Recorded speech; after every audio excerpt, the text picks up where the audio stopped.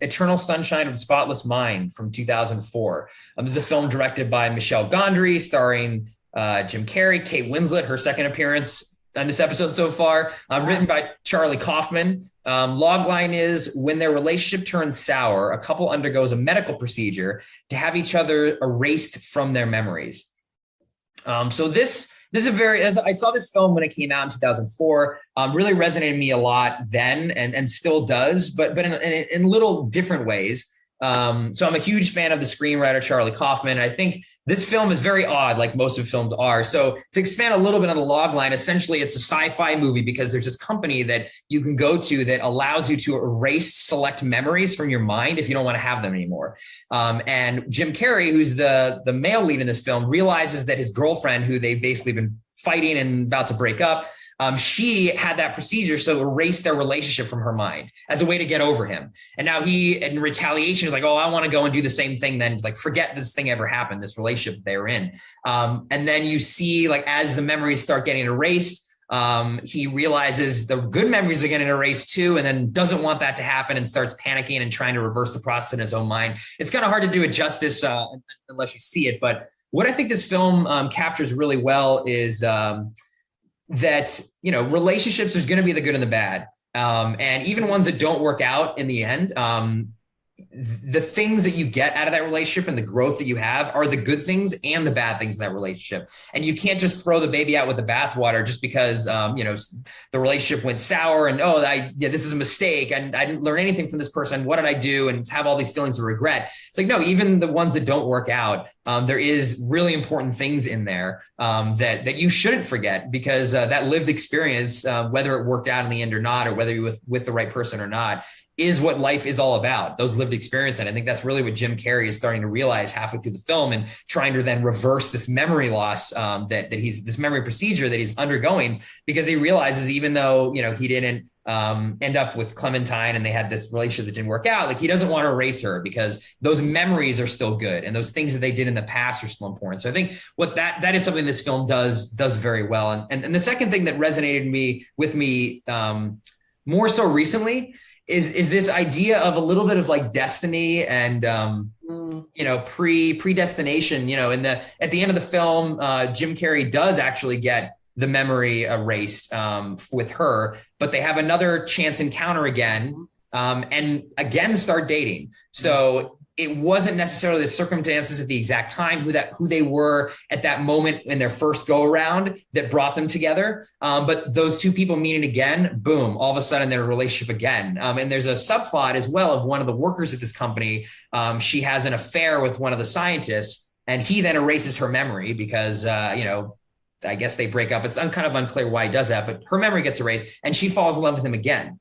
So I think what this now touches on to me is this feeling of like that, you know, love and attraction. There is something that is very, there's a little bit of destiny in there or something that's kind of unexplained attraction you can have to somebody else that isn't something you can just erase. Or if you do erase all your experiences, it comes back because it's something that is just innately there with this person that you have some sort of like, you know, spiritual connection to, even if you erase everything else, it's still there and left. And that's something that is resonating with me more recently of like just another layer of what this film, I think, does a great job of commenting on love. You know, not only you need to have the good with the bad, but there is this idea that you can have these connections with people that are just there, you know, that you kind of can't get rid of. Even if you erase all your memory of this person, you're still connected to them in some way.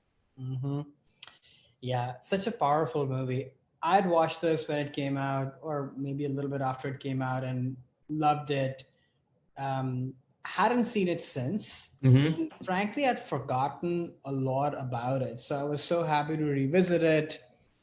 Everything you touched on, and I don't know, to me too, it resonated with me in a very personal way. Because as you know, when I started dating Robert, after a little bit, I moved to New York, and we sort of just said, okay, this will be what it'll be. And, but in my gut, I always felt that there was more here, that you couldn't just walk away. And the fact that we then found our way back to each other in a way. So it was funny that as I was watching this movie resonated with me in a very personal way that, oh yeah, like you said, the people that you're meant to be with, not to get too corny with it, but there is something to that. Of course, Right. anything can happen because in the case of the Kirsten Dunst character, it doesn't work out. Like she falls in love back with him, Mhm. and it gets pretty messy and ugly. And I was actually, I'm so glad that they had that in the movie, because when I first saw it, I was like, this is a distraction. Like I don't want to,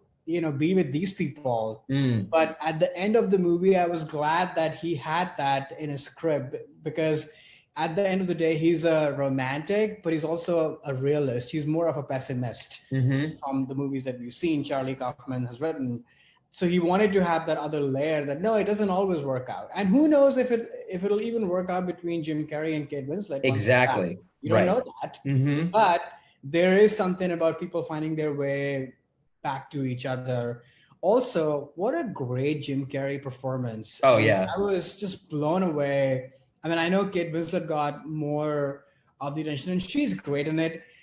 I always have a thing when she's not speaking British.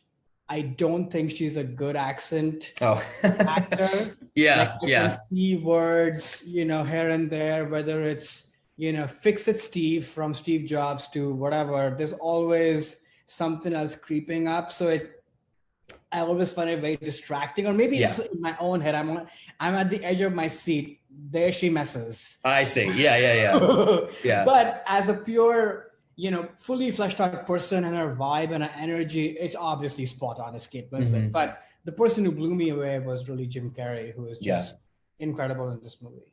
No, I agree. Yeah, one of his best performances for sure. And not an actor I actually really like him. A lot of his comedic roles, I never really was drawn to him as a comedic actor, but as a dramatic actor, he's in some of my favorite films. Yeah, it's just surprising. And again, I guess people didn't take note of that. So also, he looks great in the movie. Yeah, I thought he looked really good. I don't consider Jim Carrey to be a good-looking guy at all, but in this movie, I don't know. Maybe I guess that's one of my types, I suppose. He looks pretty good in this movie. Yeah, no, I think he's a good-looking guy. When he's not pulling a funny face, he's got a little bit of a matinee idol look that he can pull off sometimes. But never thought of him that way before. Yeah. Hey there, it's Alex. If you like the review and discussion Karan and I just had, make sure you subscribe to our channel, Movies That Shaped Us, to get full episodes. Every other Wednesday, Karan and I cover a topic around important people, places, events, and moments in our lives, and then explore it through 3 of our favorite movies. Subscribe right now, or follow our podcast on Spotify or Apple Podcasts via the link in the description below. Hope you join us for the journey.